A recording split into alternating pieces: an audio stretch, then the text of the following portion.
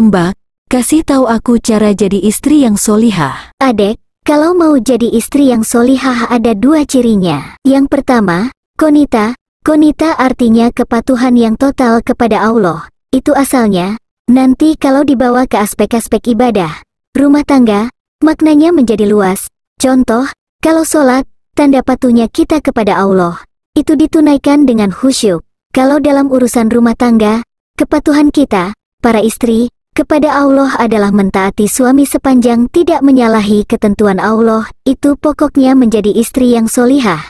Kalau adek bisa lakukan itu, dijaga sampai meninggal, itu hisapnya, Masya Allah, langsung diperintahkan oleh Allah untuk ke surga dari pintu mana saja yang dipilih. Mbak dengar dari pengajian, kalau ada seorang perempuan cuma menjalankan sholat fardu selama hidupnya, nggak pernah sholat tahajud, nggak pernah sholat duha, nggak pernah sholat sunnah yang lainnya, dan hanya puasa wajib saja, Ramadan aja, nggak pernah Senin Kamis, tapi dia taat pada suaminya dalam rangka mematuhi Allah, dan menjaga diri tidak selingkuh, akan dikatakan kepadanya saat dihisap, langsung saja masuk surga dari pintu mana saja yang kau kehendaki.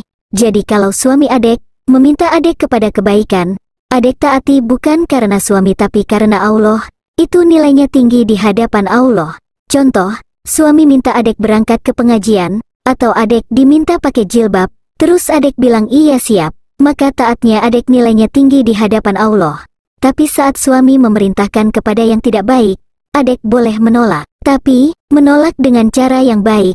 Ingat adek, yang menjadi pemimpin itu suami. Contoh, suami minta adek ikut acara pertemuan tapi adek diminta lepas jilbab alasannya nggak enak dengan yang lain. Karena di acara itu semua pasangannya nggak pakai jilbab, adek boleh menolaknya yang baik. Misal begini, Mas, adek dari kecil disuruh papa pakai jilbab, kalau hanya dengan ikut pertemuan, adek lepas jilbab lalu di acara itu adek wafat gimana? Atau cari cara menolak dengan jalan lain yang lebih halus, yang nggak bikin berantem. Jadi ciri istri solihah yang pertama adalah taat pada suami sepanjang meminta kepada yang baik-baik, sepanjang tidak baik, boleh menolak dengan cara yang baik. Yang kedua yang agak nggak mudah nih buat perempuan, sekarang bisa terjadi. Apa itu Mbak? Istri yang solihah, dia mampu menutup, menjaga aib rumah tangga khususnya suaminya, terutama ketika tidak sedang bersamanya, karena Allah sudah tutupi. Jika terjadi persoalan dalam rumah tangga, antara suami istri itu Allah tutupi, nggak akan tersebar.